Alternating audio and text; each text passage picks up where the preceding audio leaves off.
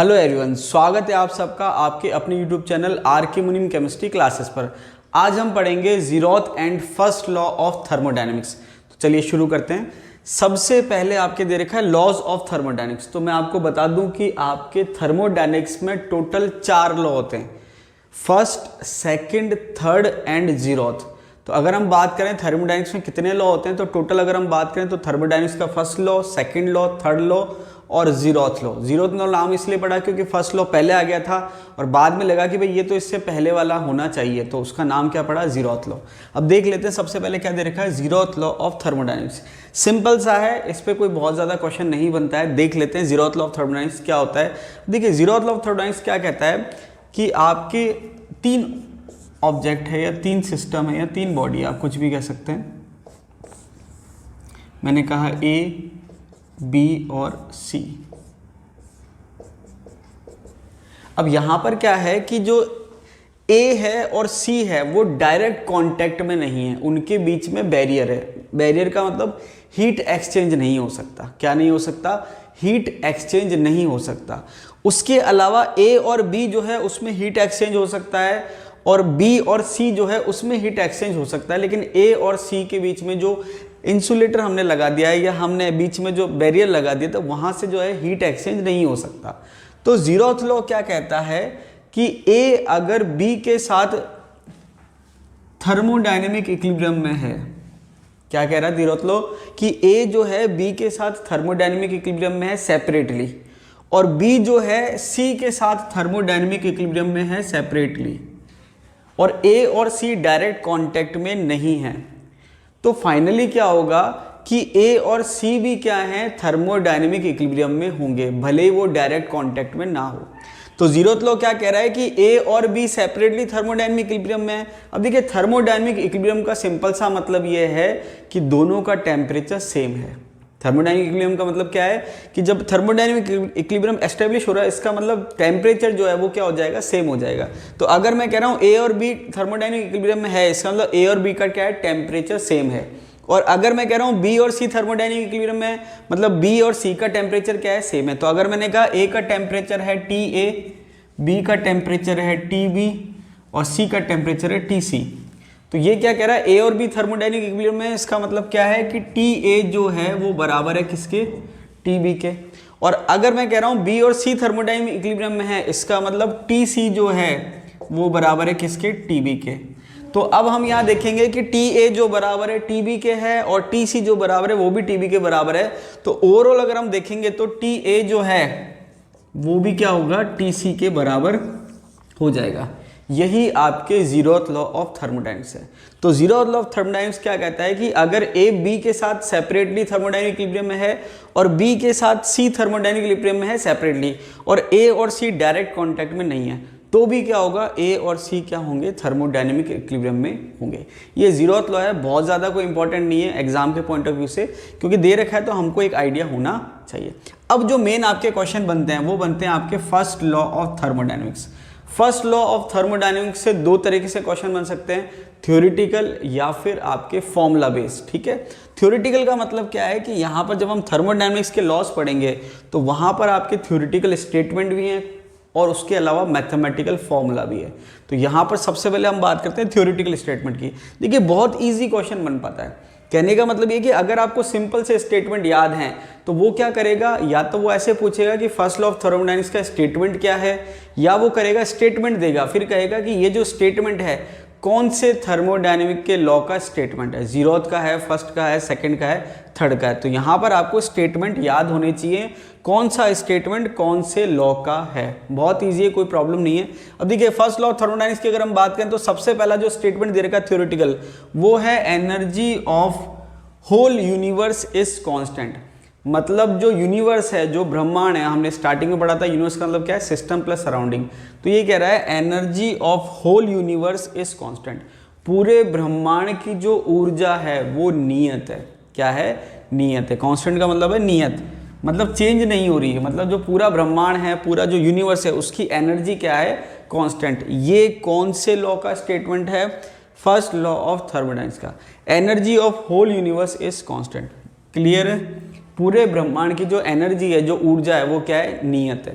उसके बाद हम बात करते हैं सेकंड स्टेटमेंट की, law of conservation of energy. तो देखिए यहाँ पर जो आपके दे रखा है फर्स्ट लॉ, तो हमने क्या कहा, जो यूनिवर्स है, जो ब्रह्मांड है, उसकी ऊर्जा क्या है, कांस्टेंट है।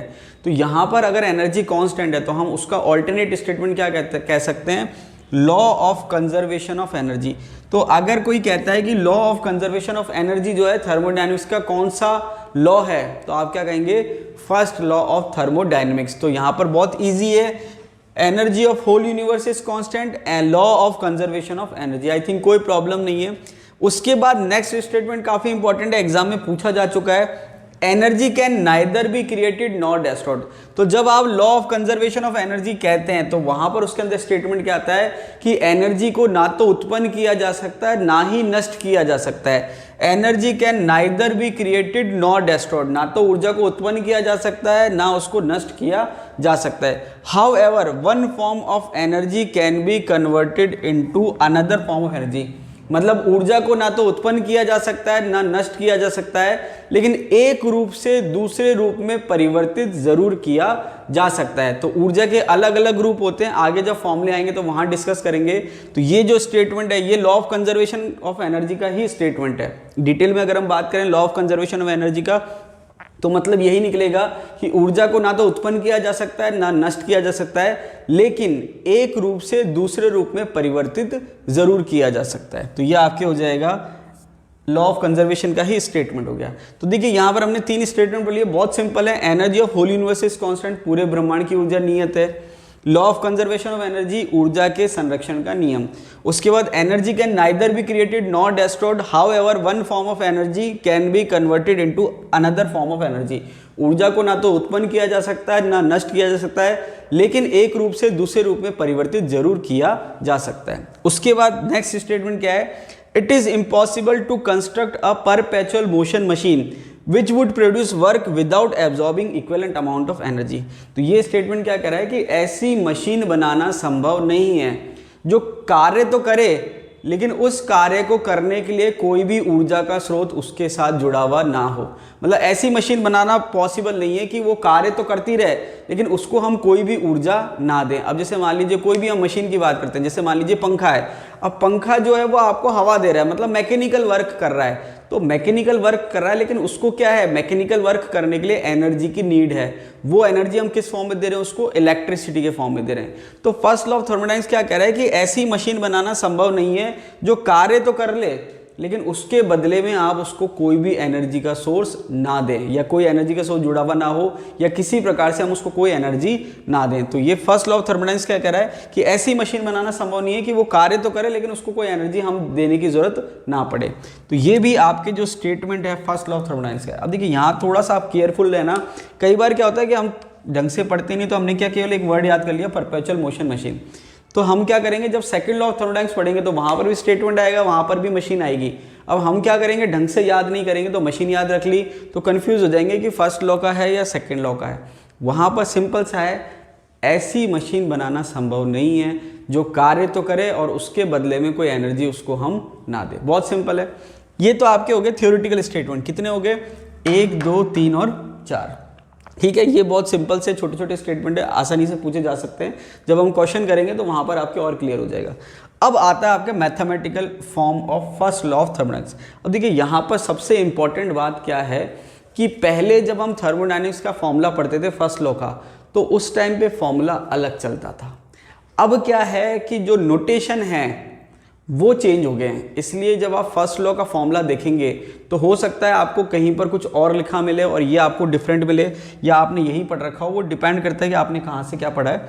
तो यहाँ पर आपको मैं एक चीज़ बता दूँ कि जो थर्मोडायनेमिक्स का फर्स्ट लॉ का पुराने टाइम में जो फॉर्मूला चलता था वो डिफरेंट चलता था, और अब लेटेस्ट टाइम में जो फॉर्मूला चलता है वो ये वाला है। उसका रीज़न क्या है कि जो साइन कन्वेंशन है या जो नोटिफिकेशन है, जो साइन का नोटेशन है, उसका मीनिंग जो है वो चेंज हो जाता है। इस वजह से फॉर्मूले का जो साइन है वो चेंज हो जाएगा। फॉर्मूला वही रहेगा लेकिन प्लस माइनस के साइन में वेरिएशन आ जाएगा। तो यहाँ पर जो फर्स्ट लॉ ऑफ थर्मोडायनेमिक्स का फॉर्मूला है वो क्या है, del E equals to Q plus W. अब जो हो सकता है पुराना आपने फॉर्मूला अगर पढ़ा हो तो पुराना फॉर्मूला हो सकता है आपने ऐसे पढ़ा हो, Q equals to del E plus W. या फिर आप डेल क्यू के साथ भी लगा सकते हैं डब्ल्यू के। देखिए क्यू और डब्ल्यू थोड़ा फ्लेक्सिबल है, वहाँ पर आप डेल लगाए नहीं लगाए कोई इतना बहुत ज़्यादा इशू नहीं है। तो अगर ये आपने पुराना फॉर्मूला पढ़ रखा है तो क्यू बराबर डेल ई प्लस डब्ल्यू या डेल क्यू बराबर del E plus del W, इस तरीके से आपने हो सकता है फॉर्मूला पढ़ रखा हो। ठीक है, पुराने जो नोट्स थे उसमें मैंने पुराना फॉर्मूला लिखवा रखा था, अब जो है ये अपडेट हो गया है, तो यहाँ पर आपको बी केयरफुल रहना है। अब आप इसको एक चीज़ और ध्यान रखना, आरपीएससी की जो पुराने क्वेश्चन पेपर है वहाँ पर हो सकता है आपको इस फॉर्मूले के हिसाब से आंसर की दे रखी हो, लेकिन जो लेटेस्ट एग्जाम हैं वहाँ पर ये फॉर्मूले आपके काम में आएंगे और इसी के हिसाब से आपको आंसर लिखना है। क्यों? क्योंकि बाय चांस मान लो ऐसी कोई कंडीशन होती है कि जहां पर ऑब्जेक्शन होता है, तो ऑब्जेक्शन जब लगता है तो वहां पर आपको एविडेंस देने होते हैं, रेफरेंस देना होता है। तो जो लेटेस्ट बुक्स हैं वहां पर रेफरेंस आपको इसी में हेल्प करेगा, गलत आप करेंगे तो उसमें आपको हेल्प नहीं करेगा। तो पुराने फॉर्मूले में क्या होता था, क्यू बराबर डेल ई प्लस डब्ल्यू या डेल क्यू बराबर del E plus del W. अब होता क्या था कि पुराने टाइम में डब्ल्यू का जो फॉर्मूला होता था वो होता पी डी वी, या डी डब्ल्यू का जो फॉर्मूला होता था वो होता था पी डी वी। इसलिए जो है Q के बराबर हम कहेंगे तो Q equals to del E plus W, या अगर मैं इसको डेल ई के सेंस में लिखूं तो del E equals to Q minus W, ये पुराना फॉर्मूला चलता था। अब W क्या होता था पुराने फॉर्मूले में, पी डी वी, तो ये फाइनली हो जाता था Q minus P D V. अब जो लेटेस्ट नोटिफिकेशन है वहां पर क्या है कि जो W का जो साइन है, तो जैसे मैंने कहा कि जो DW है या W है, अब जो लेटेस्ट नोटिफिकेशन है उसके हिसाब से, लेटेस्ट जो नोटेशन है उसके हिसाब से WDW बराबर माइनस पी डी वी है। तो ये जो माइनस आया है इस वजह से साइन क्या है, चेंज हो गया है। अब पहले क्या होता था, डेल ई बराबर क्यू माइनस डब्ल्यू, तो माइनस डब्ल्यू के लिए डब्ल्यू क्या होता था, पी डी वी, तो माइनस पी डी वी आ गया। अब लेटेस्ट जो नोटिफिकेशन है वो ये है डेल ई बराबर क्यू प्लस डब्ल्यू, और जो लेटेस्ट नोटिफिकेशन है या लेटेस्ट जो नोटेशन है उसके हिसाब से W क्या है, माइनस पी डी वी है। तो ये यहाँ पर लिखा हुआ है D E equals to D Q minus P D V.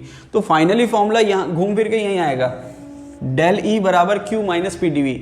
लेकिन पहले W बराबर पी डी वी हुआ करता था और अब जो है W बराबर माइनस पी डी वी होता है, इसलिए आपके साइन में थोड़ा सा प्लस माइनस का वेरिएशन आ गया। तो ये पुराने फॉर्मूले थे, तो इसलिए मैंने आपको साथ में करके बता दिया ताकि आपको कंफ्यूज होने की ज़रूरत नहीं है कि, क्योंकि आप कहेंगे कि सर हमने तो ये पढ़ रखा है, या पहले आपने ये पढ़ा रखा है, या पहले जो क्वेश्चन थे उसके हिसाब से आंसर ये दे रखा है। पुरानी बात नहीं है, लेटेस्ट की अगर हम बात करें तो ये नोटिफिकेशन है। तो जब आप लेटेस्ट कोई बुक देखेंगे तो वहाँ पर आपको यही फॉर्मूले मिलेंगे। तो ये आप याद कर लीजिए, डेल ई बराबर क्यू प्लस डब्ल्यू और डी ई बराबर D Q plus D W. यहाँ पर हो सकता है आप डेल भी काम में ले लें, कोई इशू नहीं है। डेल ई बराबर del Q plus del W, कोई फर्क नहीं पड़ रहा है। ठीक है, यहाँ पर एक चीज़ और है, डी ई बराबर D Q plus D W. अब मेन बात यह है कि यहाँ पर आपको ध्यान क्या रखना है कि जो डब्ल्यू है वो माइनस पी डी वी के बराबर है, या मैं डी डब्ल्यू लिख दूँ बेटर रहेगा, D W equals to minus P D V. ये इंपॉर्टेंट बात है, पहले डब्ल्यू बराबर प्लस पी डी वी हुआ करता था। अब जो लेटेस्ट नोटिफिकेशन है या लेटेस्ट जो नोटेशन है वहां पर आपके डी डब्ल्यू जो है माइनस पी डी वी है। तो फाइनली आपको क्या याद रखना है, डेल ई बराबर क्यू प्लस डब्ल्यू या डी ई बराबर D Q plus D W, या फिर आप इसको ऐसे भी याद रख सकते हैं डी ई बराबर D Q minus P D V. तो यहाँ पर आपको साइन का ध्यान रखना है, पहले जो होता था W माइनस में होता था, अब जो है W प्लस में है, और माइनस में होने के बाद W बराबर पी डी वी होता था तो माइनस माइनस माइनस रह जाता था, और अब यहाँ पर प्लस में W है लेकिन W बराबर माइनस पी डी वी है। तो फाइनल है डी ई बराबर D Q minus P D V. ये आपके फर्स्ट लॉ ऑफ थर्मोडायनेमिक्स का मैथमेटिकल फॉर्म है। अब इसको आप W के सेंस में याद कर सकते हैं, इसको आप Q के सेंस में याद कर सकते हैं, या डेल ई के सेंस में, कैसे भी इसको आप लिख सकते हैं। जैसे मान लीजिए अगर मेरे को लिखना है Q के सेंस में, तो Q के सेंस में मैं कैसे लिख सकता हूँ, डेल ई माइनस डब्ल्यू, ऐसे लिख सकता हूँ। Q के सेंस में कैसे लिख सकता हूँ, डेल ई माइनस डब्ल्यू, या फिर मैं ऐसे लिख सकता हूँ Q बराबर del E plus P D V, ऐसे लिख सकता हूँ। Q बराबर del E plus P D V, ऐसे लिख सकता हूँ, या डी क्यू बराबर डी ई, कैसे भी आप लिख सकते हैं। जैसे ऐसे लिख सकते हैं डी क्यू बराबर D E plus P D V, कैसे भी आप लिखना चाहें लिख सकते हैं। तो यहाँ पर ये आपके क्लियर होना चाहिए। अब साथ के साथ में आपको साइन कन्वेंशन जो है वो मैं आपको यहाँ पर बता देता हूँ ताकि आपके और क्लियर हो जाए। साइन कन्वेंशन, अब देखिए साइन कन्वेंशन की वजह से ये जो फॉर्मूला है उसमें साइन चेंज हो गया है। साइन कन्वेंशन का मतलब ये है कि आपको Q जो है, हीट जो है, कब तो पॉजिटिव लेना है और कब नेगेटिव लेना है। ठीक है, Q की जो वैल्यू है कब तो पॉजिटिव होगी और कब नेगेटिव होगी। इसका मतलब क्या होगा, इसका मतलब क्या है कि अगर मैं Q पॉजिटिव लिख रहा हूं, अगर मैं क्या कर रहा हूं, Q की वैल्यू पॉजिटिव लिख रहा हूं, इसका मतलब ये है कि जो सिस्टम है उसकी हीट जो कंटेंट है वो बढ़ रहा है, या सिंपल लैंग्वेज में कहें तो सिस्टम की हीट बढ़ रही है। उस केस में हम क्या करेंगे, Q पॉजिटिव लेंगे। समझ में आई बात। अगर सिस्टम की हीट बढ़ रही है, या हम कहें सिस्टम जो है हीट को एब्जॉर्ब कर रहा है या अवशोषित कर रहा है, उस केस में Q क्या होगा, पॉजिटिव। इसका मतलब Q पॉजिटिव है, मतलब सिस्टम जो है उसकी जो हीट है वो बढ़ रही है। Q पॉजिटिव का मतलब सिस्टम की जो हीट है वो बढ़ रही है, या सिस्टम जो है हीट को क्या कर रहा है, एब्जॉर्ब कर रहा है। सिस्टम जो है हीट को क्या कर रहा है, एब्जॉर्ब कर रहा है। ठीक है, उस केस में Q पॉजिटिव होगा। अगर Q नेगेटिव है, मतलब जो सिस्टम है उसकी हीट जो है वो क्या हो रही है, कम हो रही है। अगर Q नेगेटिव आ रहा है, इसका मतलब जो सिस्टम है उसकी हीट क्या हो रही है, कम हो रही है। या फिर हम क्या कह सकते हैं कि जो ये आपके Q है वो हीट को क्या कर रहा है, इवॉल्व कर रहा है, मतलब निकाल रहा है, अवशोषित कर रहा है। तो सिस्टम की हीट बढ़ रही है, Q पॉजिटिव। इवॉल्व कर रहा है तो Q जो है नेगेटिव है, मतलब सिस्टम की हीट क्या हो रही है, कम हो रही है। ये तो थी बात Q की, हीट की, कब हीट पॉजिटिव होगा और कब हीट नेगेटिव होगा। इसके बाद अगर हम बात करें W की, ये आपके इंपॉर्टेंट है, W पॉजिटिव और W नेगेटिव। अब देखिए पहले क्या होता था, W के नोटेशन अलग होते थे, अब जो है W के नोटेशन अलग है। तो यहाँ पर सबसे मेन जो फोकस रखा गया है नए साइन कन्वेंशन में, वो ये रखा गया है कि ओवरऑल सिस्टम की जो एनर्जी है वो बढ़ रही है या कम हो रही है। अब यहाँ पर क्या है कि मैंने क्या कहा, सिस्टम की हीट बढ़ रही है, तो हीट भी एक प्रकार की एनर्जी है, मतलब सिस्टम की एनर्जी बढ़ रही है तो पॉजिटिव, और सिस्टम की हीट कम हो रही है, मतलब एक प्रकार से उसकी एनर्जी क्या हो रही है, कम हो रही है, तो नेगेटिव। ऐसे ही W है। अब यहाँ पर W क्या है, W हम दो तरीके से कहेंगे, एक्सपेंशन और कंप्रेशन। मतलब सिस्टम जो है एक्सपेंड कर रहा है, या सिस्टम का प्रसार हो रहा है, या कंप्रेस हो रहा है, संपीड़न हो रहा है। तो यहाँ पर आप एक चीज़ देखेंगे, जैसे मैंने आपको लास्ट वीडियो में एग्जाम्पल बताया था कि जो गैस का सिलेंडर है वो एक्सपेंड हो रहा है या कंप्रेस हो रहा है। ये हमने एग्जाम्पल देखा था रिवर्सिबल में। तो इसको आप ऐसे समझिए कि अगर एक्सपेंशन हो रहा है तो गैस जो है, गैस का जो प्रेशर है वो कार्य कर रहा है, या गैस क्या है, खुद कार्य कर रही है। इसको आप ऐसे समझिए कि अगर एक्सपेंशन हो रहा है तो जो सिस्टम है वो खुद कार्य कर रहा है एक्सपेंशन के लिए, और अगर सिस्टम का कंप्रेशन हो रहा है तो सिस्टम पर कार्य हो रहा है। वापस से रिपीट कर रहा हूं कि अगर एक्सपेंशन होता है, क्या होता है, एक्सपेंशन। इसको मिटा देता हूं मैं। अगर मैं कहूं कि सिस्टम में क्या हो रहा है, एक्सपेंशन हो रहा है, तो इसका मतलब ये है कि सिस्टम खुद कार्य कर रहा है। ठीक है, तो यहां मैं लिख देता हूं ताकि आपको क्लियर हो जाए कि अगर मैं कह रहा हूं एक्सपेंशन हो रहा है, क्या हो रहा है, एक्सपेंशन। एक्सपेंशन का मतलब प्रसार हो रहा है, क्या हो रहा है, प्रसार, गैस का प्रसार हो रहा है। तो अगर एक्सपेंशन हो रहा है तो इसको हम क्या कहेंगे, work done by the system, ताकि आपको क्लियर हो जाए। अगर एक्सपेंशन हो रहा है उसको हम क्या कह रहे हैं, work done by the system. और एक्सपेंशन में जो W है, सॉरी डेल V है, वो पॉजिटिव आता है। अगर हम कहें डेल V पॉजिटिव है, इसका मतलब क्या हो रहा है, एक्सपेंशन, मतलब वॉल्यूम बढ़ रहा है। डेल V पॉजिटिव का मतलब क्या है, वॉल्यूम बढ़ रहा है। तो अगर एक्सपेंशन हो रहा है उसको हम कहेंगे work done by the system, system द्वारा कार्य किया जा रहा है। और वहां पर डेल V जो है, आयतन में जो चेंज है वो कितना है, पॉजिटिव, मतलब आयतन में वृद्धि हो रही है। उस केस में W नेगेटिव होगा। क्या होगा, नेगेटिव। क्यों, क्योंकि सिस्टम अगर खुद कार्य करेगा तो उसकी एनर्जी क्या हो जाएगी, कम हो जाएगी। तो पहले यहाँ पर नोटेशन चेंज होते थे, अगर डेल V पॉजिटिव है तो W को पॉजिटिव ले लेते थे। लेकिन मेन चीज़ क्या है कि अगर सिस्टम की एनर्जी कम हो रही है तो वहाँ पर हम उसको नेगेटिव लेंगे। तो अगर सिस्टम खुद कार्य कर रहा है तो उसकी एनर्जी कम हो रही है, एनर्जी कम हो रही है तो वहाँ पर हम उसको क्या लेंगे, नेगेटिव लेंगे। इसको आप ऐसे समझ लीजिए कि अगर आप खुद कार्य करते हैं तो आपकी एनर्जी कम हो जाती है। तो यहाँ पर अगर हम क्या कह रहे हैं, सिस्टम खुद कार्य कर रहा है, work done by the system, वो कब होगा, जब एक्सपेंशन हो रहा है, डेल V क्या है, पॉजिटिव। तब आपके W नेगेटिव आना चाहिए। अब देखिए ये छोटा सा कंसेप्ट है, लेकिन आपके न्यूमेरिकल में बहुत हेल्प करेगा। कैसे हेल्प करेगा कि भाई आपने न्यूमेरिकल को मैथमेटिकली तो सॉल्व कर लिया, वैल्यू आ गई मान लीजिए 110 कैलोरी, लेकिन दोनों ऑप्शन होंगे पॉजिटिव और नेगेटिव, वहां पर ये साइन कन्वेंशन आपकी बहुत हेल्प करेगा। कंसेप्ट आपके क्लियर होने चाहिए। समझ में आ गई बात? एक्सपेंशन हो रहा है, वॉल्यूम बढ़ रहा है, इसका मतलब सिस्टम द्वारा कार्य किया जा रहा है। सिस्टम द्वारा कार्य होगा तो सिस्टम की एनर्जी कम हो जाएगी, सिस्टम की एनर्जी कम हो जाएगी तो W किस में आएगा? नेगेटिव में। अब इसकी बात करें कंप्रेशन, जिसको आप संपीड़न कह सकते हो। कंप्रेशन को हम क्या कह सकते हैं? संपीड़न। तो यहां पर हम क्या कहेंगे? Work done on the system. Expansion में हम कह रहे थे work done by the system, compression में हम कह रहे हैं work done on the system, मतलब सिस्टम पर कार्य हो रहा है। कंप्रेशन का मतलब क्या है? संपीड़न का मतलब क्या है? सिस्टम पर कार्य हो रहा है। Work done by the system क्या था? सिस्टम द्वारा कार्य किया जा रहा है। तो यहां पर कंप्रेशन संपीड़न में क्या है? Work done on the system. यहां पर आपके डेल वी क्या है? नेगेटिव।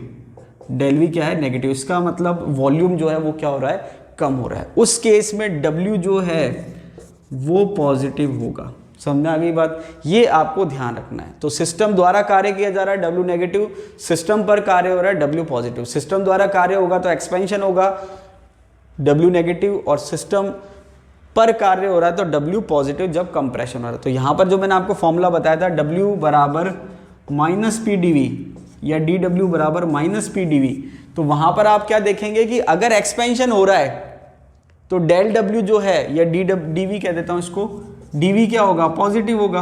dV क्या होगा? पॉजिटिव होगा। तो dV पॉजिटिव है तो W नेगेटिव आना चाहिए। तो यहां पर आपने क्या देखा? dV पॉजिटिव है तो माइनस साइन लगा हुआ है तो W क्या आ जाएगा? नेगेटिव। ये आ जाएगा। कंप्रेशन हो रहा है तो D जो डेल V है वो नेगेटिव है, या मैं कहूं dV जो है वो क्या है? नेगेटिव है। तो उस केस में क्या होगा कि अगर कंप्रेशन हो रहा है तो वॉल्यूम में जो चेंज है नेगेटिव है, तो ये dV नेगेटिव होगा, नेगेटिव नेगेटिव क्या हो जाएगा? प्लस हो जाएगा। तो जो वर्क है वो क्या आएगा? पॉजिटिव आएगा। तो ये आपके कंसेप्ट क्लियर होना चाहिए। तो फाइनली जो हमने यहां पर देखा फर्स्ट लॉ ऑफ थर्मोडायनामिक्स का मैथमेटिकल फॉर्म, वो है डेल E बराबर Q प्लस W, या DE बराबर DQ प्लस DW, या फिर फाइनली कहें DE बराबर DQ माइनस PdV। दोनों फॉर्म में याद करोगे तो कंफ्यूजन हो जाएगा, एक ही फॉर्म में याद करना है। तो आपको क्या ध्यान रखना है कि अगर मैं डेल E एक साइड लिख रहा हूं तो सारी टर्म पॉजिटिव में आ रही है, मतलब Q भी पॉजिटिव, W भी पॉजिटिव।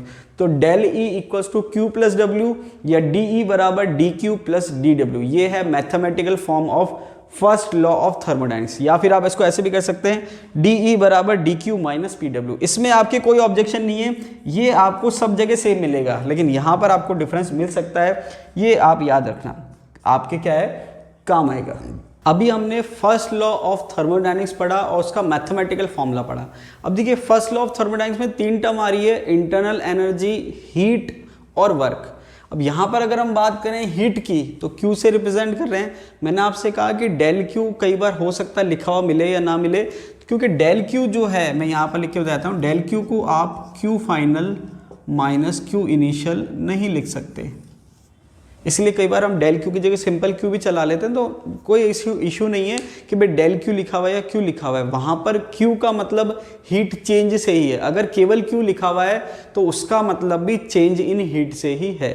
ये आप जब लिखते हो कोई भी चीज़ के लिए हम डेल लगा के लिखते हैं, तो वहाँ पर हम फाइनल माइनस इनिशियल कब लिख सकते हैं? जब वो स्टेट फंक्शन हो। क्या हो? स्टेट फंक्शन हो। तो आप देखेंगे कि डेल E तो हमेशा लिखा हुआ मिल जाएगा आपको, लेकिन डेल Q या डेल W नॉर्मली नहीं लिखा होगा, सिंपल Q या सिंपल W भी चलेगा। क्यों? क्योंकि वो पाथ फंक्शन है।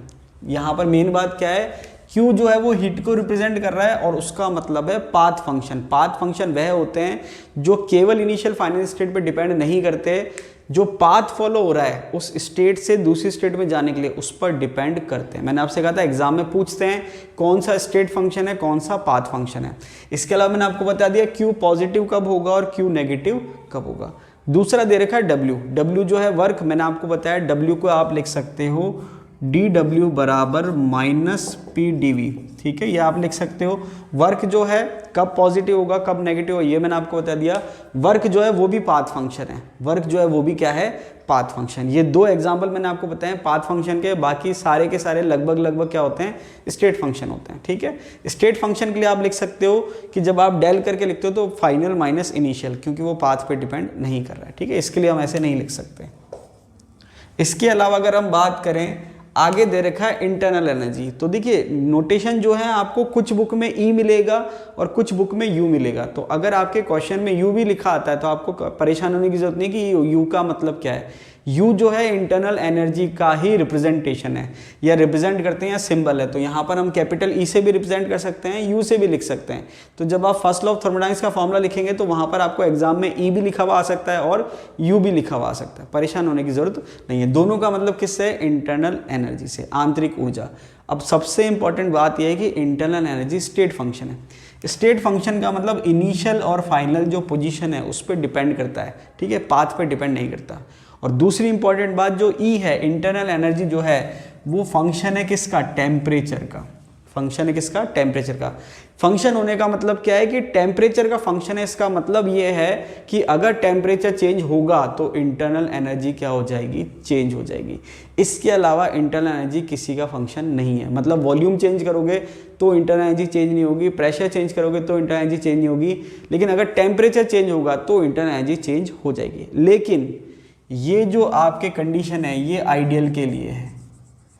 आइडियल गैस कह दो या आइडियल सिस्टम कह दो, तो आइडियल गैस लिख देता हूं मैं। ठीक है, आइडियल गैस की कंडीशन है कि जो इंटरनल एनर्जी है वो केवल टेम्परेचर का फंक्शन है। लेकिन अगर मैं रियल गैस की बात करूंगा तो वहां पर ये सही नहीं है। ठीक है, बात समझ आ गई। तो इसका मतलब ये हुआ कि अगर आप सिस्टम का टेम्परेचर कांस्टेंट रखते हो, जैसे हमने पिछले वीडियो में पढ़ा था आइसोथर्मल सिस्टम है, तो आइसोथर्मल सिस्टम में क्या कांस्टेंट रहता है, टेम्परेचर। अब होता क्या है कि नॉर्मली तो वो पूछता नहीं है आइसोथर्मल सिस्टम में क्या कांस्टेंट होता है, लेकिन अगर बाय चांस पूछना भी चाहे, जैसे मान लीजिए मैं क्वेश्चन पेपर बना रहा हूँ और मैं पूछना चाहूँ कि आइसोथर्मल सिस्टम में क्या कांस्टेंट रहेगा, तो आपको क्या लगता है कि मैं टेम्परेचर का ऑप्शन दूंगा? नहीं, मैं टेम्परेचर का ऑप्शन नहीं दूंगा, मैं दूंगा इंटरनल एनर्जी का।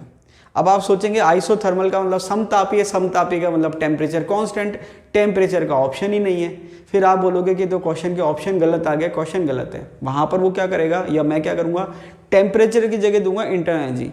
तो समतापी में टेम्परेचर कांस्टेंट रहता है और टेम्परेचर का फंक्शन है इंटरनल एनर्जी, तो इंटरनल एनर्जी भी क्या रहेगी, कांस्टेंट। बात समझ में आ गई। तो इंटरनल एनर्जी टेम्परेचर का फंक्शन है, मतलब टेम्परेचर चेंज होगा तो इंटरनल एनर्जी चेंज होगी। बाकी आपके प्रेशर और वॉल्यूम पे इंटरनल एनर्जी चेंज नहीं होगी।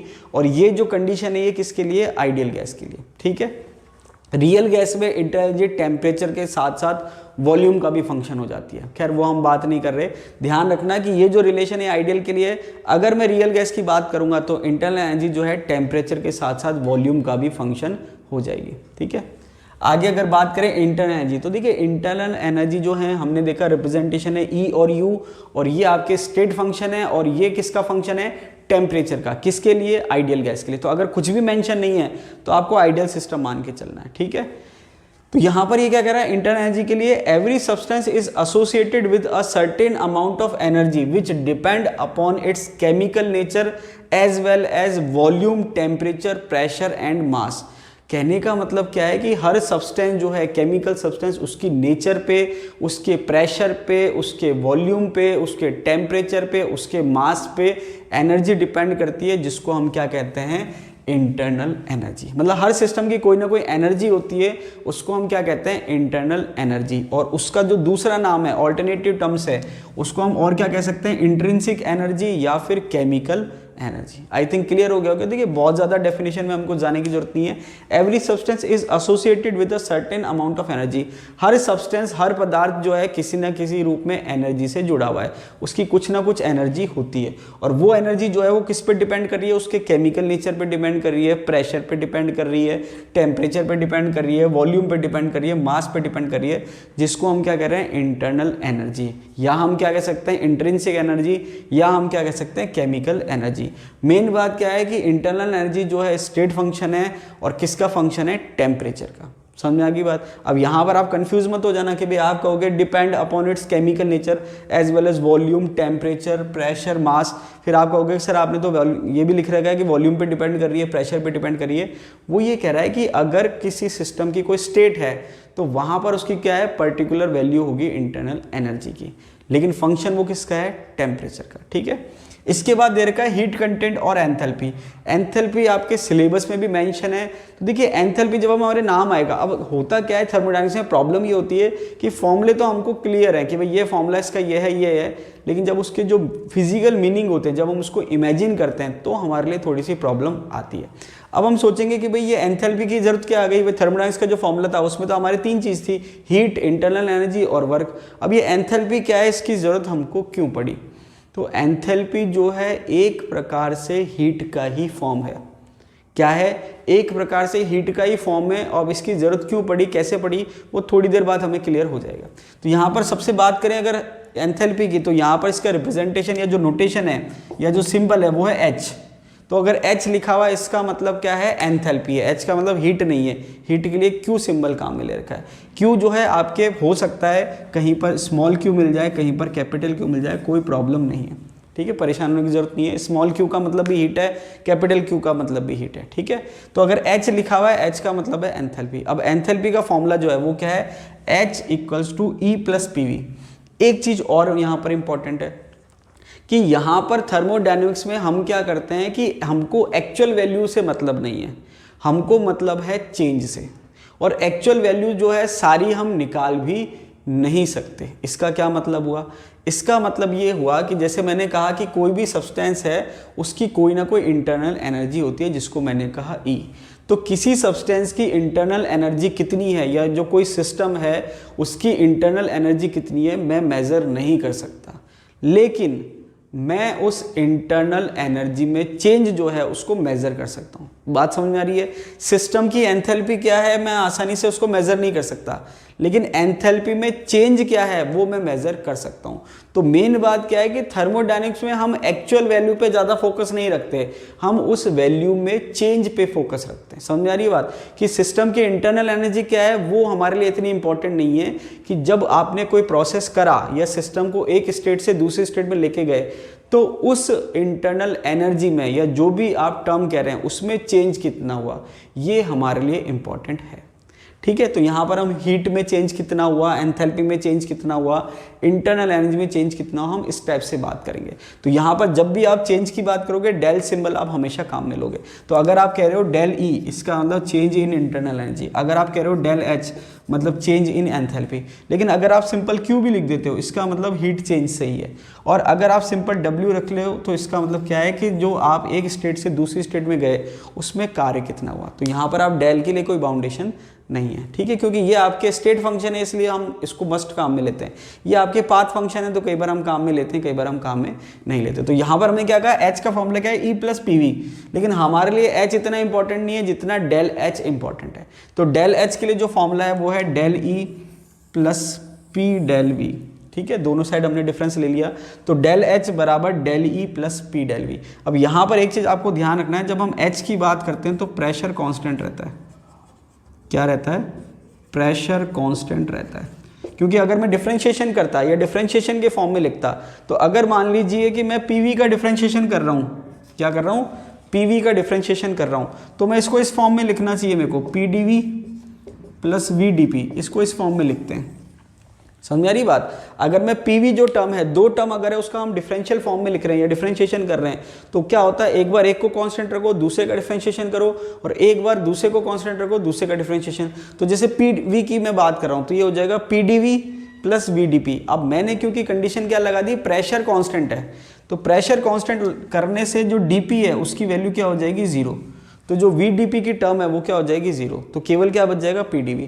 तो यहाँ पर डेल एच जो है उसका फॉर्मूला क्या आ गया, del E + P del V। तो यहाँ पर H बराबर E + PV तो जरूर है, लेकिन डेल H बराबर del E + P del V है। क्यों? क्योंकि कंडीशन क्या है, प्रेशर कांस्टेंट है। कंडीशन क्या है, प्रेशर कांस्टेंट है। तो अगर मैं बात कर रहा हूँ एंथैल्पी की, तो उसका मतलब अंडरस्टूड होना चाहिए कि वहां पर क्या है, प्रेशर कांस्टेंट है।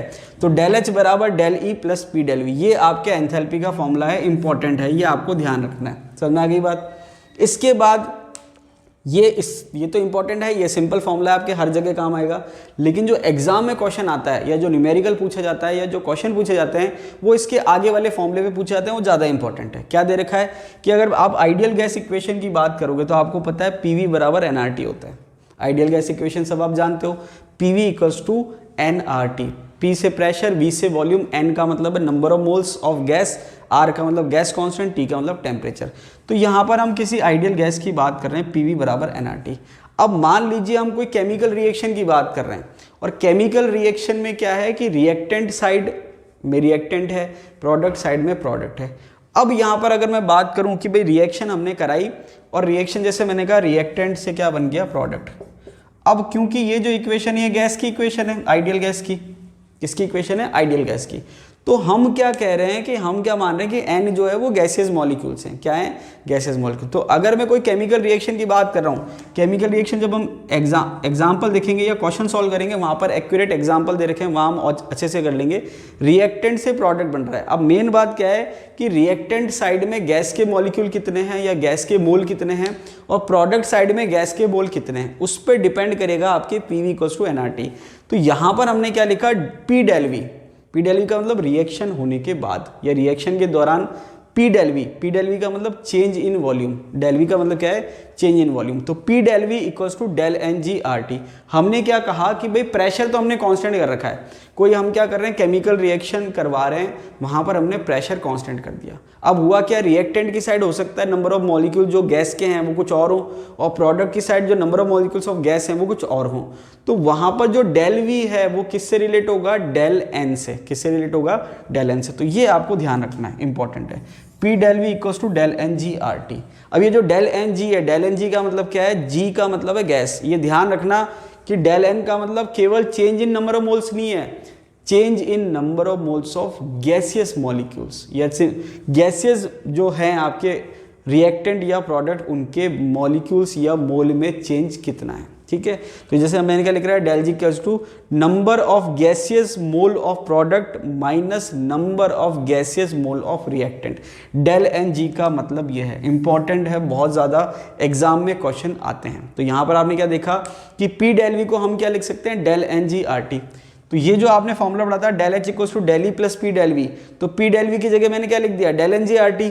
तो यहाँ पर आपके फॉर्मूला हो जाएगा del H equals to del E plus del nGRT। बहुत इंपॉर्टेंट फॉर्मूला है, एग्जाम के पॉइंट ऑफ व्यू से बहुत ज़्यादा इंपॉर्टेंट है, ध्यान रखना। काफ़ी क्वेश्चन पूछे जाते हैं सिंपल एग्जाम में भी और अच्छे जो एग्जाम होते हैं नेट गेट के में भी, एग्जाम में भी पूछे जा चुके हैं। तो यहाँ पर बहुत इंपॉर्टेंट फॉर्मूला है, del H equals to del E plus del nGRT। School lecturer में या RPSC ने खूब क्वेश्चन इस पे पूछ रखे हैं, इंपॉर्टेंट फॉर्मूला है। अब यहाँ पर क्वेश्चन जो है वो सिंपल कैसे पूछ सकता है कि वो कोई रिएक्शन देगा और फिर पूछेगा इस रिएक्शन के लिए del H कितना होगा। जैसे मैं आपको एक एग्जाम्पल लिख के बताता हूँ। जैसे मान लीजिए कैल्शियम कार्बोनेट है, क्या है, कैल्शियम कार्बोनेट CaCO3। अब यहाँ पर वो हो सकता है इसकी फिजिकल स्टेट लिख के ना दे, तो आपको इतना तो पता होना चाहिए कि कैल्शियम कार्बोनेट जो है वो आपके सॉलिड फॉर्म में होता है। CaCO3 कैल्शियम कार्बोनेट है, इसको किया इसने हीट, तो जब आप इसको हीट करेंगे तो ये हो जाएगा calcium oxide plus carbon dioxide. Calcium carbonate को जब आप हीट करोगे तो calcium oxide plus carbon dioxide. Calcium oxide वापस से सॉलिड है और कार्बन डाइऑक्साइड जो क्या है, गैस है। ये उसने कोई आपको रिएक्शन दे दी, एग्जाम्पल के लिए आपको समझा रहा हूँ। तो ये आपने रिएक्शन दे दी। अब रिएक्शन देने के बाद आप क्या करोगे, del nG निकालोगे। del nG क्या है, number of gaseous mole of product minus number of gaseous mole of reactant. यहाँ पर आपको सॉलिड से और लिक्विड से कोई मतलब नहीं है, किससे मतलब होना चाहिए, केवल गैस से। तो गैस के मॉलिक्यूल या मोल कितने हैं, प्रोडक्ट की साइड 1, ये सॉलिड से हमें मतलब नहीं है। तो number of gases mole of product, product की साइड गैसेस मोल कितने हैं, 1 carbon dioxide, minus number of gases mole of reactant, reactant की साइड कितने हैं, 0। तो del nG कितना आ गया, 1। del nG कितना आ गया, 1। तो इस केस में जब आप del H लिखेंगे, यहाँ लिख देता हूँ, del H equals to del E, del H equals to del E plus. अब देखिए यहाँ पर del nG की वैल्यू कितनी आ गई, 1, जो कि +1 है, तो 1 की जगह 1 आ गया। RT जो है RT, तो यहाँ पर ये आपके फॉर्मूला आ गया। तो वो आपसे पूछ सकता है कि calcium carbonate gives calcium oxide plus carbon dioxide, इसके लिए सही फॉर्मूला होगा या इसके लिए एंथैल्पी चेंज होगा, तो आंसर होगा del H equals to del E plus R T. वो ऑप्शन कैसे देगा, del H equals to del E plus R T, del H equals to del E plus 2RT, del H equals to del E minus R T, del H equals to del E minus 2RT, इस type से वो option बना के देगा। समझ में आ गई बात। तो एक तो वो क्या करे कि कोई रिएक्शन लिख दे, उसके लिए पूछे डेल एच की वैल्यू क्या है, या फिर वो दूसरी तरीके से पूछ सकता है। कैसे पूछ सकता है, वो एक्चुअल वैल्यू ना पूछे, वो क्या कहे कि डेल एच में और डेल ई में कौन बड़ा है कौन छोटा है, या इसका मतलब क्या हुआ कि डेल एच और डेल ई की वैल्यू में से किसकी वैल्यू ज़्यादा है। तो इसको आप ऐसे समझो कि जब डेल एन की वैल्यू जो है, डेल एन जी की वैल्यू पॉजिटिव आ रही है, जैसे अभी हमने देखा +1 आ रही है, तो जब डेल एन जी की वैल्यू पॉजिटिव है, यहाँ लिख देता हूँ, जब डेल एन जी की वैल्यू क्या है, पॉजिटिव है, तो उस केस में क्या है, डेल एच बराबर del E plus R T. मतलब डेल ई की वैल्यू में आपने कुछ जोड़ा तब जाके उसकी वैल्यू डेल एच के बराबर हुई। इसका मतलब डेल एच की वैल्यू क्या है, ज़्यादा है किससे, डेल ई से। तो अगर डेल एन जी पॉजिटिव है तो डेल एच की वैल्यू डेल ई से ज़्यादा होगी। अगर डेल एन जी 0 है तो दोनों की वैल्यू बराबर होगी, और अगर डेल एन जी की जो वैल्यू है वो नेगेटिव है तो उस केस में डेल एच की जो वैल्यू है वो कम होगी किससे, डेल ई से। ये भी बहुत इंपॉर्टेंट है। अब होता क्या है, फॉर्मूला तो हमको याद हो जाता है, लेकिन फिर हम ये क्या है, ये आइडिया नहीं लगा पाते कौन ज़्यादा है और कौन कम है। तो यहाँ पर मैंने आपको मेंशन कर दिया, समझ में आए तो आपके लिए अच्छा है, वहाँ पर आप कर सकते हैं, नहीं तो आप याद भी कर सकते हैं। क्या याद करा कि डेल एन जी की वैल्यू पॉजिटिव होगी तो डेल एच ज़्यादा होगा, डेल एन जी की वैल्यू 0 होगी तो डेल एच और डेल ई बराबर होंगे, और डेल एन जी की वैल्यू नेगेटिव होगी तो डेल एच जो है डेल ई से क्या होगा, छोटा होगा। तो यहाँ पर क्वेश्चन कई तरीके से पूछा जा सकता है। डेल एच बराबर क्या होता है, तो डेल एच बराबर del E plus del N G R T, एक तरह से ये पूछा जा सकता है। दूसरा वो कोई एग्जाम्पल दे दे, उसके लिए पूछे एक्यूरेट फॉर्मूला क्या होगा, तो ये आपने निकाल लिया। इसके अलावा वो कोई रिएक्शन दे दे, जैसे यही दे रखी है, फिर वो पूछेगा कि इनमें सही स्टेटमेंट है, डेल एच जो है डेल ई से ज़्यादा है, डेल एच जो है डेल ई से छोटा है, दोनों बराबर है, इस टाइप से वो ऑप्शन देगा। तो ये मैंने आपको बता दिया, डेल एन जी पॉजिटिव तो ये ज़्यादा, डेल एन जी नेगेटिव तो डेल ई ज़्यादा। समझ में आ गई बात। तो ये आपकी ओवरऑल बहुत इंपॉर्टेंट फॉर्मूला है, इस पे एग्जाम में क्वेश्चन आते हैं। या फिर वो ऐसे भी पूछ सकता है, वो क्या कह सकता है कि डेल एच जो है वो ज़्यादा है डेल ई से कौन सी रिएक्शन के लिए, 4 रिएक्शन लिख देगा। तो डेल एच डेल ई से ज़्यादा कब होता है, जब डेल एन जी पॉजिटिव होता है। अब आप 4 रिएक्शन को देख लो, कौन सा पॉजिटिव कौन सा नेगेटिव है। आई थिंक अभी के लिए इतना काफ़ी है, जब हम क्वेश्चन देखेंगे तो और क्लियर हो जाएगा। उसके बाद नेक्स्ट जो आपके कंसेप्ट है वो है हीट कैपेसिटी। अब देखिए यहाँ पर आप सोचेंगे कि भाई मैंने आपको फर्स्ट लॉ ऑफ थर्मोडायनामिक्स तो पढ़ा दिया, उसकी एप्लीकेशन नहीं आ रही। देखिए एप्लीकेशन पढ़ने से पहले जो छोटे छोटे टर्म्स हैं या जो हमारे लिए कंसेप्ट हैं वो हमारे क्लियर होने चाहिए। भाई हमको ये तो पता होना चाहिए कि भाई हीट क्या है, वर्क क्या है, एंथैल्पी क्या है, तब तो हम आगे उसको क्लियरली समझ पाएंगे। तो हम देखेंगे नेक्स्ट दे रखा हीट कैपेसिटी। एक चीज़ और, हीट जो है एक्सटेंसिव प्रॉपर्टी है, ठीक है। वर्क जो है एक तरह से वो भी एक्सटेंसिव है, हालांकि वर्क मेंशन नॉर्मली हम नहीं करते, ठीक है, वर्क को हम नहीं करते। हीट जो है एक्सटेंसिव प्रॉपर्टी है, इंटरनल एनर्जी जो है एक्सटेंसिव प्रॉपर्टी है, अमाउंट पे डिपेंड करती है। समझ में आ रही है बात। इसके अलावा अगर मैं बात करूं एंथैल्पी, ये भी आपके एक्सटेंसिव प्रॉपर्टी है, लेकिन अगर मैं मोलर शब्द लगा दूं, मोलर हीट, मोलर एंथैल्पी, तो क्या हो जाएगी, इंटेंसिव प्रॉपर्टी। इसके अलावा दे रखा है हीट कैपेसिटी, शायद इसको मुझे ध्यान है हिंदी में ऊष्माधारिता या ऊष्माधारिता इस टाइप से कुछ कहते हैं। हीट कैपेसिटी, देखिए हीट कैपेसिटी कुछ नहीं है, हीट कैपेसिटी क्या कहती है कि कोई भी आपके सब्सटेंस है या कोई भी आपके सिस्टम है, उसमें आपको क्या करना है, 1 डिग्री सेंटीग्रेड या 1 डिग्री केल्विन, कुछ भी आप कह लीजिए, 1 डिग्री टेम्परेचर बढ़ाने के लिए जितनी हीट चाहिए उसको आप कहते हो हीट कैपेसिटी। यहाँ पर इंपॉर्टेंट बात यह है कि जो सिस्टम यहाँ पर है उसमें कोई बाउंडेशन नहीं है। जैसे मान लीजिए मैंने कहा आइडियल गैस है, तो आइडियल गैस में कोई बाउंडेशन नहीं है कि आइडियल गैस की मात्रा कितनी है, मतलब 1 ग्राम है या 1 मोल है, ऐसी कोई बाउंडेशन नहीं है। तो हीट कैपेसिटी का सिंपल सा मतलब क्या है कि सिस्टम की 1 डिग्री टेम्परेचर बढ़ाने के लिए जो हीट रिक्वायर है उसको आप हीट कैपेसिटी कहते हो। तो यहाँ पर अगर मैं बात करूँ फॉर्मूले की, तो देखिए हीट रिक्वायर का मतलब मैंने कह दिया क्यू, और क्योंकि 1 डिग्री की बात हो रही है तो जितना भी टेम्परेचर डिफरेंस है उससे मैंने डिवाइड कर दिया। तो सी जो है वो क्या आ गया, D Q by D T. तो हीट कैपेसिटी जो है एक्सटेंसिव प्रॉपर्टी है। क्यों?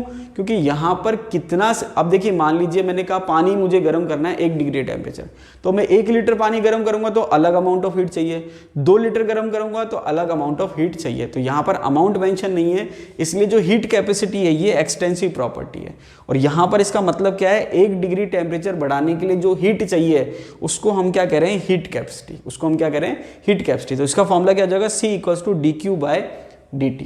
अभी हमने देखा कि जो हीट है वो पाथ फंक्शन है, और मैंने आपसे कहा पाथ फंक्शन का मतलब ये है कि पाथ पे डिपेंड करती है। इसका मतलब अगर कंडीशन अलग होगी, पाथ अलग होगा, तो उसकी वैल्यू क्या होगी, अलग होगी। तो यहां पर दे रखा है हीट चेंजेस, मतलब अगर आपके सिस्टम एक स्टेट से दूसरी स्टेट पे जा रहा है तो उसमें हीट चेंजेस क्या होंगे। तो यहां पर 2 कंडीशन दे रखी है, eight constant volume, at constant pressure.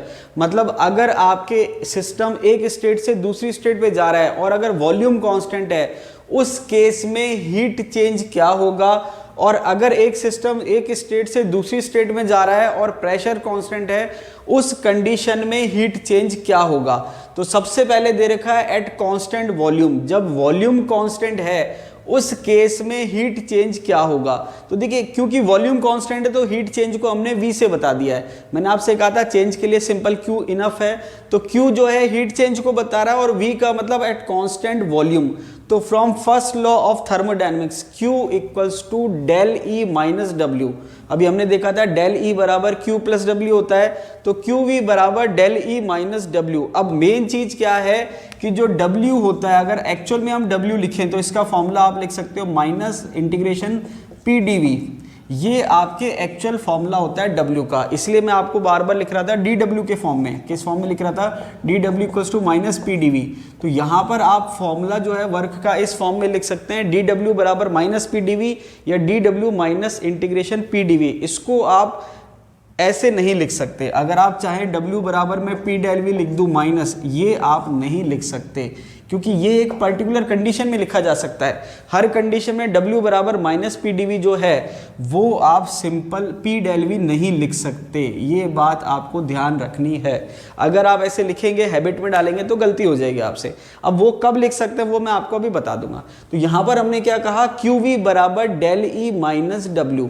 अब अगर वॉल्यूम कांस्टेंट है तो डेल V कहूँ या dV कहूँ, उसकी वैल्यू 0 हो जाएगी। तो अगर dV की वैल्यू 0 हो जाएगी तो W क्या हो जाएगा, 0। तो यहाँ पर मैंने ब्रैकेट में लिख दिया W क्या है, 0। क्यों? क्योंकि जो dV है या जो डेल V है उसकी वैल्यू क्या है, 0। तो यहाँ पर आपने देखा कि जो QV है वो डेल E के बराबर आ गया। इसका मतलब ये हुआ कि अगर वॉल्यूम कांस्टेंट है तो जो वर्क है वो तो 0 हो गया। अब जो बच गया हीट और इंटरनल एनर्जी, वो आपके 2 टर्म बच गई केवल। मतलब आपके W तो 0 हो गया, तो अगर वॉल्यूम कांस्टेंट है तो QV जो है वो डेल E के बराबर हो गया। इसका मतलब ये हुआ कि अगर डेल E पॉजिटिव होगा तो QB पॉजिटिव होगा, और अगर डेल E नेगेटिव होगा तो QB नेगेटिव होगा। बात समझ में आ गई? ये आपको ध्यान रखना है। इसके हिसाब से नोटेशन ये निकल रहा है कि अगर इंटरनल एनर्जी कम हो रही है तो हीट भी कम हो जाएगी, और अगर इंटरनल एनर्जी बढ़ रही है तो हीट भी क्या हो जाएगी, बढ़ जाएगी। समझ में आ रही है बात? तो डेल E पॉजिटिव आएगा तो Q पॉजिटिव आएगा, और डेल E नेगेटिव आएगा तो Q नेगेटिव आएगा। ये मैं आपको इसलिए बता रहा हूँ, जब आपकी न्यूमेरिकल आएगा वहाँ पर साइन सेम आना चाहिए। ये नहीं कि ये प्लस में है और ये माइनस में है, या ये प्लस में ये माइनस में। कई बार क्या होगा कि आरपीएससी जब क्वेश्चन पूछेगी वहां पर प्लस माइनस पे वेटेज नहीं देगी, मतलब ऑप्शन में आपके प्लस माइनस नहीं होंगे, वहां पर चल जाएगा। लेकिन जब प्लस माइनस दोनों होंगे तो वहां पर आपको साइन क्लियर होने चाहिए। नेक्स्ट दे रखा है एट कांस्टेंट प्रेशर। तो ये आपने सिंपल क्या याद कर लिया कि अगर आपके वॉल्यूम कांस्टेंट है तो जो हीट चेंज है वो इंटरनल एनर्जी में चेंज के बराबर है। तो ये हमने याद कर लिया कि जो हीट है वो क्या है, इंटरनल एनर्जी में चेंज के बराबर है अगर वॉल्यूम कांस्टेंट है। समझ में आ गई बात? इसके बाद हमने क्या देखा, एट कांस्टेंट प्रेशर। तो from first law of thermodynamics QP बराबर डेल E माइनस W, ये फॉर्मूला सेम आ जाएगा। उसके बाद आप देखेंगे कि जो W है उसको मैं क्या लिख सकता हूं, तो W बराबर माइनस P डेल V यहां लिख सकते हैं। मैंने आपसे क्या कहा, नॉर्मली आपको हर बार नहीं लिखना, लेकिन आपने ये क्यों लिखा, क्योंकि प्रेशर कांस्टेंट है। यहां पर जब आप इस तरीके से फॉर्मूला लिख रहे हैं वहां पर प्रेशर कांस्टेंट नहीं होता है। अगर प्रेशर कांस्टेंट है तब आप इसको P डेल V लिख सकते हैं। समझ आ गई बात। तो यहाँ पर पी डेल वी लिखा माइनस में, तो ये माइनस था, माइनस माइनस प्लस हो गया, तो क्यू पी बराबर del E plus P del V. अभी हमने थोड़ी देर पहले देखा था डेल एच बराबर del E plus P del V होता है, तो यहाँ पर हमने क्या देखा, क्यू पी बराबर क्या आ गया, डेल एच आ गया। क्यू पी बराबर क्या आ गया, डेल एच। तो यहाँ पर आप एंथैल्पी को ऐसे समझ सकते हो कि एंथैल्पी चेंज जो है वो हीट चेंज के बराबर ही है। कंडीशन क्या है कि प्रेशर कांस्टेंट होना चाहिए। अब आप देखेंगे कि मैक्सिमम जो प्रोसेस होते हैं या मैक्सिमम केमिकल रिएक्शन जो होती है ओपन सिस्टम में हम करते हैं। ओपन सिस्टम मतलब एटमॉस्फेरिक प्रेशर, मतलब प्रेशर क्या होता है, कांस्टेंट होता है। तो वहां पर हीट चेंज जो है उसको हम एंथैल्पी चेंज के फॉर्म में लिख सकते हैं। तो अगर मैं कह रहा हूं एंथैल्पी चेंज का मतलब एक तरह से हीट चेंज ही है। कंडीशन क्या है, प्रेशर कांस्टेंट होना चाहिए। तो हमने क्या देखा, कांस्टेंट वॉल्यूम पे हीट चेंज डेल ई के बराबर है, कांस्टेंट प्रेशर पे हीट चेंज डेल एच के बराबर है। ठीक है, इसके बाद दे रखा molar heat capacity eight constant volume. तो हीट कैपेसिटी जो है एक्सटेंसिव प्रॉपर्टी है क्योंकि अमाउंट फिक्स नहीं है, लेकिन अगर मैं कह रहा हूं मोलर हीट कैपेसिटी तो वो इंटेंसिव प्रॉपर्टी है। क्या है, इंटेंसिव प्रॉपर्टी। क्यों, क्योंकि वहां पर हमने अमाउंट फिक्स कर दिया। कितना फिक्स कर दिया, 1 मोल। अगर मैं बात करूं स्पेसिफिक हीट की तो स्पेसिफिक हीट भी क्या है, इंटेंसिव प्रॉपर्टी है। देखिए हीट कैपेसिटी क्या है, 1 डिग्री टेम्परेचर बढ़ाने के लिए हीट, लेकिन उसमें अमाउंट फिक्स नहीं है। लेकिन अगर मैं कहूं स्पेसिफिक हीट तो वहां पर अमाउंट फिक्स है, तो वो आपके इंटेंसिव प्रॉपर्टी है। तो यहां पर हम स्पेसिफिक हीट की बात नहीं कर रहे, यहां पर दे रखा molar heat capacity. Molar heat capacity का मतलब 1 मोल सब्सटेंस के 1 डिग्री टेम्परेचर तो बढ़ाने के लिए जो हीट चाहिए वो उसकी क्या है, मोलर हीट कैपेसिटी है। अब हमने देखा कि जो हीट की वैल्यू है वो अलग अलग आती है। कांस्टेंट वॉल्यूम पे हीट चेंज अलग है, कांस्टेंट प्रेशर पे हीट चेंज अलग है। यहां पर एक सिंपल सा अगर मैं आपसे कहूं कि QP और QV में अगर कंपेयर करें तो यहां पर जो QP है वो QV से ज्यादा आएगा। क्यों, क्योंकि नॉर्मल कंडीशन की अगर हम बात करें तो जो डेल एच है वो ग्रेटर देन है डेल ई से। ठीक है, अब आप ये मत करना कि सर अभी तो हमने del N G R T करा था, वो आपके रिएक्शन की केस थी कि अगर कोई रिएक्शन हो रही है तो। अगर हम सिंपल गैस की बात कर रहे हैं कि एक्सपेंशन हो रहा है या कंप्रेशन हो रहा है, वहां पर डेल एच जो है डेल ई से ज्यादा होता है नॉर्मली। समझ में आ रही है बात, जब हम हीट दे रहे हैं तो QP जो है QV से ज्यादा होगा नॉर्मल कंडीशन की अगर हम बात करें। ठीक है, एक्सेप्शन की बात नहीं कर रहे। तो molar heat capacity at constant volume, 2 तरीके से हम पढ़ सकते हैं, कॉन्स्टेंट वॉल्यूम और कॉन्स्टेंट प्रेशर। तो मोलर हीट कैपेसिटी का मतलब 1 मोल सब्सटेंस को 1 डिग्री टेम्परेचर बढ़ाने के लिए जो हीट चाहिए वो हम उसको कह रहे हैं molar heat capacity eight constant volume. Condition क्या है, वॉल्यूम कांस्टेंट है। तो अभी हमने थोड़ी देर पहले देखा था कि हमने लिखा था जो C का फॉर्मूला था वो था dQ/dt। वहां पर हमने कोई कंडीशन मेंशन नहीं करी थी और वो हीट कैपेसिटी था, ना तो अमाउंट फिक्स था, ना हीट कौन सी कंडीशन में दी जा रही वो फिक्स थी। यहां पर हमने कह दिया कांस्टेंट वॉल्यूम और मोलर। तो पहली बात तो मोल फिक्स हो गया, मतलब n की वैल्यू कितनी हो गई, 1, ये फिक्स हो गया। उसके बाद क्या है, एट कांस्टेंट वॉल्यूम, तो इसलिए हमने V लगा दिया। तो अगर मैं सिंपल C कह रहा हूं तो वो हीट कैपेसिटी है, और अगर मैं CV कह रहा हूं तो वो molar heat capacity eight constant volume है। तो सिंपल फॉर्मूला बताने के लिए मैंने dQ/dt लिख दिया और Q के साथ में क्या लगा दिया, V। ये तो मैंने केवल आपको समझाने के लिए या कोरिलेट करने के लिए लिखा है पुराने वाले फॉर्मूले से। एक्चुअल जो फॉर्मूला हम लिख सकते हैं वो क्या लिख सकते हैं, डेल E/डेल T, क्योंकि अभी मैंने देखा था QV किसके बराबर आ रहा है, डेल E के बराबर। तो यहां मैंने क्या लिख दिया, डेल E/डेल T V। तो ये आपके CV का फॉर्मूला है, तो CV का फॉर्मूला क्या हो गया, डेल E/डेल T V। इसको अगर मैं दूसरे फॉर्म में लिखूं तो दूसरे फॉर्म में मैं क्या लिख सकता हूं, डेल E बराबर NCV डेल T। इसको मैं ऐसे भी लिख सकता हूं, या फिर मैं इसको अगर ऐसे लिखना चाहूं DE बराबर NCV dt, इसको मैं ऐसे भी लिख सकता हूं। देखिए यहां पर क्या है कि अगर n की वैल्यू 1 है तो हमने ये फॉर्मूला लिखा है, लेकिन अगर मुझे टोटल इंटरनल एनर्जी में चेंज चाहिए तो अगर मान लीजिए सिस्टम में n मोल है तो वहां पर डेल ई क्या हो जाएगा, NCV डेल T। और अगर सिस्टम में एक ही मोल है तो n हट जाएगा, उसकी वैल्यू 1 आ जाएगी। तो यहां पर डेल E बराबर NCV डेल T लिख सकते हैं, या DE बराबर NCV dt लिख सकते हैं इसी फॉर्मूले से। क्यों, क्योंकि DE पर डेल E पर D क्या आ गया, CV dt। CV dt कब था, जब n की वैल्यू 1 थी। अगर n की वैल्यू जो भी है तो वहां पर n से मल्टीप्लाई हो जाएगा। समझ में आ गई बात। इसके बाद मैंने कहा molar heat capacity at constant pressure. Constant pressure पे मोलर हीट कैपेसिटी क्या होगी, तो वहां पर फॉर्मूला है Cp equals to dQp/dt। dQp को हम H लिख सकते हैं, तो ये हो जाएगा डेल H/डेल T। तो सेम आप यहां लिख सकते हो DH equals to NCP dt, या फिर आप लिख सकते हो del H equals to NCV Cp del T, ये आप फॉर्मूला यहाँ से लिख सकते हो। तो ये जो बताने का आपके उद्देश्य था कि molar heat capacity constant volume क्या होती है और molar heat capacity constant pressure क्या होती है, वो यही था कि ये आपके फॉर्मूला क्या होता है ये आपको पता होना चाहिए। दूसरी बात ये इंटेंसिव प्रॉपर्टी है। इसके बाद ये जो है आप क्या कर सकते हो, डेल ई की वैल्यू लिख सकते हो NCV डेल टी। तो अगर मैं कहीं पर लिखूंगा डेल ई बराबर NCV डेल टी, तो वहां पर आपको बताने की जरूरत नहीं है कि ये फॉर्मूला आया कहां से, इसलिए मैंने आपको पहले ही बता दिया। आई थिंक ये आपको क्लियर हो गया होगा। तो आज के लिए इतना ही। वीडियो अगर आपको अच्छा लगा तो लाइक कीजिए, दोस्तों के साथ शेयर कीजिए, और अगर आप चैनल पे नए हैं तो चैनल को सब्सक्राइब कीजिए। वीडियो को अंत तक देखने के लिए बहुत बहुत धन्यवाद। मिलते हैं अगले वीडियो में।